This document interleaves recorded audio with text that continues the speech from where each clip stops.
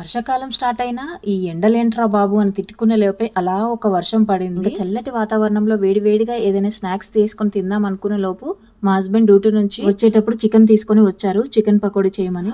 వాటి టైమింగ్ అనుకొని ఇంకా ప్రాసెస్ స్టార్ట్ చేసేసాను. ముందుగా బాగా వాష్ చేసి ఉప్పు, కారం, పసుపు, అల్లం, కరివేపాకు, 2 స్పూన్స్ శనగపిండి, 1 స్పూన్ మైదా and 1 spoon corn flour, last లో chicken masala and finally lemon miss అయిపోయింది అనమాట. ఈ రోజు వీటన్నిటిని ఒకసారి మిక్స్ చేసుకొని లాస్ట్ లో ఫైనల్ గా ఆయిల్ కొద్దిగా వేసి ఆ తర్వాత ఒకసారి కలిపేసుకొని రెడీగా పెట్టేసుకున్నాను అనమాట. ఫ్రై చేయడానికి ఒక హాఫ్ అన్ అవర్ ఫ్రిడ్జ్ లో పెట్టేసుకుంటే చాలా క్రిస్పీగా వస్తాయి అనమాట.